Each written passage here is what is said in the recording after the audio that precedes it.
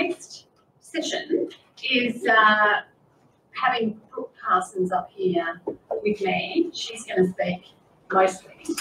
I have known, we've decided that we are long-time co-researchers and we've become friends over a long period of time. But Brooke has been involved in my research for a really, really long time as a co-researcher, helping me design research projects, helping give the input that I've needed, helping promote the research that I do, and it's been a blessing. I've loved it anyway. So I'm going to hand over to Brooke, and I'm going to stand here as well, so if you want to throw questions at me, we can do it that way as well. But I know you've got a few things that I've asked you to ponder, and so I'm going to let you speak to that first, and then we'll talk about it. Fantastic. Thank you, Julie B. That's my love name for Julie. So if you ever hear me refer to Julie B, it's Julie Bernhardt. I feel incredibly blessed to be here with you all today. I was incredibly blessed to ask to speak. I certainly hope I don't put any of you to sleep. If I do, I apologise now, and I'll wake you up. As I said, my name is Brooke, and my stroke to many of you may sound weird, but it's a bit like my best friend. I acknowledge it, and I try to work with it and not against it. And it's part of my story. It's a large part of the shape of who I am and what I do, and it's a story that's never going to end. And I'm really privileged and so lucky that I get to share it with so many people. I think Julie B and I were discussing the other day on the phone that it's nearly half my life that Julie B and I have known each other. So that's really rare and really special. And I've learnt along those almost 20 years that there are many qualities that are required to be a good researcher or a good collaborator or a good co-researcher. You'll learn very quickly that my family are my #1 people to me, and my stroke family, as I call you all, are my #2 group of people. I'm an auntie, I'm a friend, I'm a co-researcher, I'm a co-author, I work, I do obscene things at the drop of a hat. Like skydiving the other week? Yes, yes, I was going to bring that up at the end. Anyway, I guess what I'm trying to say is that despite there being so many facets to my life, and all of them I wear a hat for, the stroke plays a big part, and I can't deny that. So some of the ideas that I've thought about, but are not limited to being a good researcher or a collaborator, from my point of view of almost 20 years of being one, is that you need to have an analytical mind. You have to be able to see the bigger picture as well as all the detail. I feel as a researcher, most of the time, I can do both. And when I can't, I've got the sensible people like Julie B who can pull me into line. Not everyone can find that skill. Not everybody can do that. So I feel blessed that I can most of the time. I think you need to be a people person. I feel that you have to have the ability to stay calm. And sometimes you'll hear me say, "Oh, I'm sorry, I've got a brain injury." Now, that might be harmful to some people, but to me, that's my way of staying calm. And that's my way of dealing with something that I need to be reminded about because I've already been told. Or it might be purely because I want to have a bit of a joke. Being a co-researcher or a researcher, it can be really stressful at times, meeting deadlines, especially when you have problems with data, etc. But, you know, as a team, we're in it together.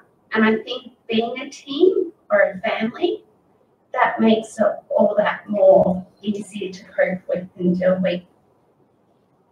You need to be a little bit intelligent. I'm not saying I'm Einstein by any stretch of the imagination, but I think that, you need to be a little bit clever about the way you think and about the way you go ahead with things. You need to have a love of curiosity. Whilst you may have the necessary intelligence, if you're not curious about something, then you're not passionate. And if you're not passionate, you won't be able to delve deeper into what's so important. To be a consumer consultant. Times, and I'm not very good at this, you need to be a quick thinker. As I said, I spoke to Julie B on Sunday morning. I still don't think this speech is perfect. It's never going to be right, but it's the best I can do for today. Commitment.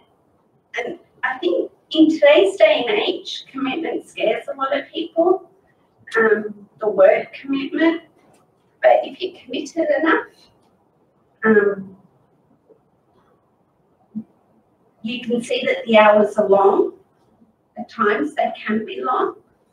I know at times I felt like my poor little body has just needed to rest, and I'm very lucky where I can just say, nah, I need to step back for a little bit. It can be a tough job, but it can also be very rewarding. I think you need to have written and verbal communication skills. To tell you, I've had to relearn to talk 3 times in my life. So it's nothing short of amazing to be able to stand up here and talk the way I am. You need to be sympathetic. My views may not be the views of yours or the person sitting beside you, but you must be able to hear the other person and negotiate. Can I tell you, I went to my boss's house yesterday for work. It was not a good 2 hours because all I could think about was this speech. And all I could keep saying in my head was, just check, just check, just check, just check. So I'm hoping tomorrow will be a much better day at work. So you may ask, why did I become a consumer consultant or a consumer representative or a co-researcher, a co-author? The list may go on. And I guess it's without even really understanding. When Julie spoke to the 20-something-year-old Brooke, I didn't even really understand what I was taking on. I was naive, I was stupid. But I haven't regretted not one moment, not one single moment of it. Julie B. rang, she introduced herself, and I recall clearly the words may have been, are you prepared to give 3 years of your life to a trial? 3 years has turned into almost 20 years and several trials. Yeah. But that's because I'm in such a privileged and honoured position to be able to fulfil that role and have a stroke family that enable me, that believe in me, that give me these opportunities. I've gone from being that shy, shaky young lady when I was first asked to speak, I think, into blossoming into a really middle-aged lady, but one with a powerful voice. I wouldn't be where I am today without my village of support. So often if I don't call my stroke family, and this includes my medical team, they're my village of support. Being a consumer consultant has given me opportunities that some time ago I could only dream of. I've been able to create a bridge between consumer and professionals. Being a consumer consultant has encouraged me to give feedback from consumers in order to initiate positive change to services when it is needed, and in our case, in research. I'm excited that here at the Florey we are committed to involving people in decision making about trials that could assist others. I have felt at every step of the way my participation is always valued because it is my experiences that can improve outcomes and the quality of healthcare in the future. It's because stroke is an area that's important to all of us. It's an area of expertise that we're all interested in. And I think my involvement as the consumer can be seen as a mechanism to ensure accountability.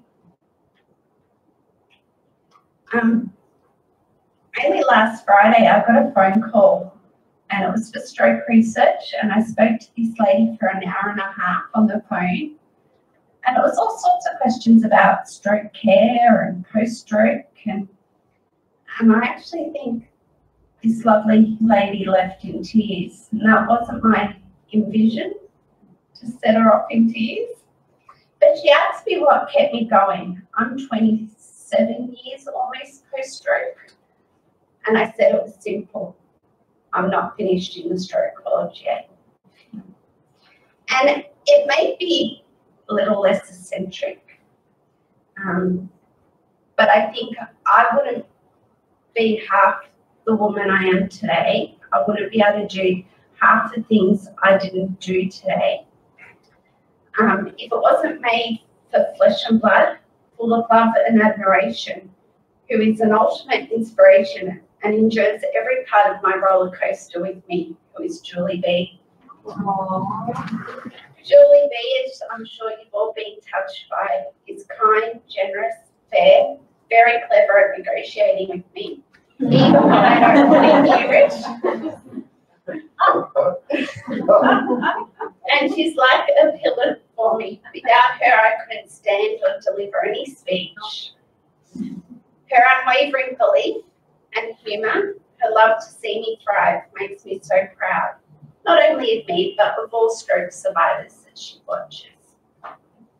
She has never given me any idea of what I couldn't do, because I'll tell her straight back that that's not happening.